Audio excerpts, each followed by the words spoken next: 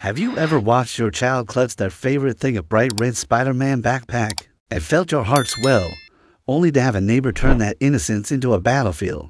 That's exactly what happened in Oakwood Heights, where Karen Whitfield, our HOA president, decided my son Ethan's school bag was a threat to her perfect neighborhood. Her bullying escalated from yelling at a 10-year-old to assaulting a county official, landing her in handcuffs and on the evening news. How did a kid's backpack spark a community revolt and bring down an HOA tyrant? Buckle up, this epic of petty rules, bold defiance, and justice in uniform will keep you hooked until the final headline flashes. I'm Jake Reynolds, a 38-year-old police chief in Oakwood Heights, a neighborhood so pristine it could star in a real estate ad. Manicured lawns, matching mailboxes, and seasonal wreaths line Willowbrook Loop, where I bought a modest split-level home 2 years ago for me and my son, Ethan. He's 10, with a grin that lights up rooms and a red Spider-Man backpack he's carried proudly since first grade. Our mornings were simple: coffee for me, cereal for Ethan, and a walk to the bus stop, his backpack swinging. Last Ramadan, we hosted an iftar for neighbors, laughter mixing with the clack of a cricket ball. From a street match, kids played until dusk. It felt like community, but across the street lived Karen Whitfield, the HOA president, who ruled with a clipboard and a sneer, her athleisure and frosted hairy uniform of self-proclaimed authority. Karen, in her late 40s, had been HOA president for 6 years, enforcing rules like a dictator. Her McMansion gleamed, but her eyes were always scanning for infractions to bright porch lights, wrong flowers, unapproved birdhouses. Ethan's backpack caught her ire that fateful morning. I was sipping coffee when my phone rang. Ethan's voice trembling. "Dad, this lady's yelling at me. She says my backpack breaks rules and I can't wait at the bus stop." A shrill voice barked in the background. "Put me on speaker."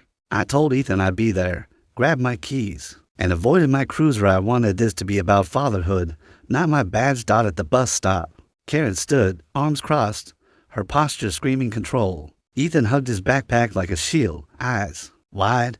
"Is there a problem?" I asked, voice firm but calm. Karen's head snapped around. "I'm Karen Whitfield, HOA president. That backpack violates our aesthetic guidelines, section 12, paragraph 3, earth tone palette." She waved her phone like a gavel. I glanced at Ethan's red and blue bag. "You're saying a child's school backpack is an issue?" She nodded, smug. "The bus stops on HOA property. If we allow this, neon lunchboxes are next. Property values will tank." I kept my cool. "Ms. Whitfield, this is public school transportation on a public easement, not a permanent fixture." She scoffed. "I've run this HOA for 6 years. Leave, or I call security." Ethan looked scared. I smiled at him. "It's okay, buddy." The bus approached. Karen stepped in front of Ethan.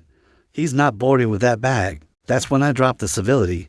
"Ms. Whitfield, I'm Chief Jake Reynolds, Oakwood Police. You're obstructing a minor's access to public education, a violation of state law."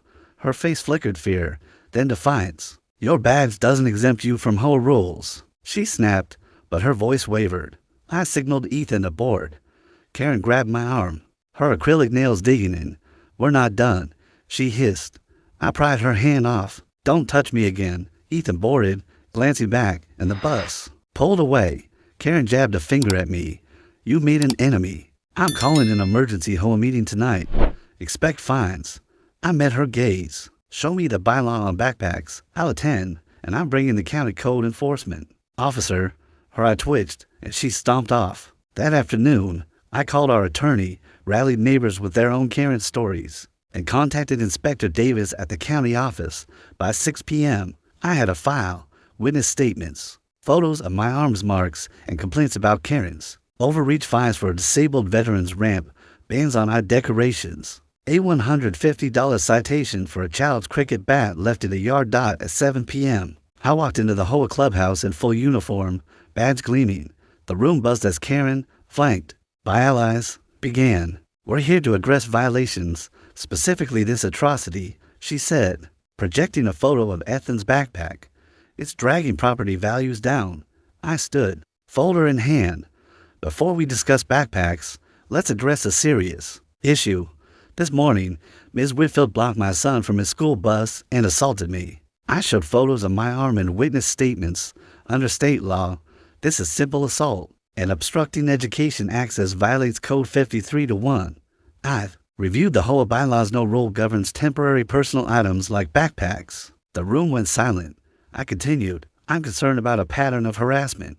I've invited Inspector Davis to audit the HOA's practices. Davis, in a crisp blazer, stood. Karen exploded. You can't bring outsiders here. This is a coup. She hurled her binder, hitting Davis in the shoulder. Gasps echoed. My training kicked in. Ms. Whitfield, you're under arrest for assaulting a county official. I cuffed her, reciting Miranda rights as she shrieked, I'm a HOA president. The board voted unanimously to remove her.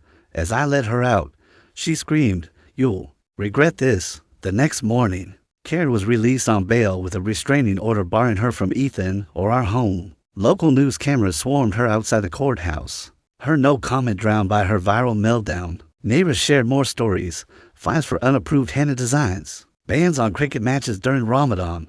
Research confirms HOA letters can't override public easements or state education laws. And assault carries up to a $2,500 fine and a year in jail.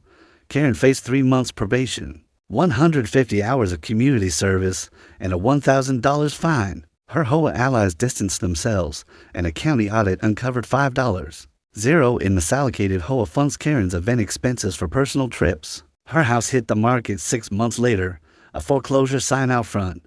Now, Ethan carries his Spider-Man backpack proudly, and I coach the neighborhood cricket team. Our evenings filled with laughter. Karen's reign is a memory, toppled by her own arrogance. If you love seeing bullies undone by their own rules, smash that like button. And if you're hooked on stories where justice swings like a perfect cover drive, subscribe. You won't believe what's next.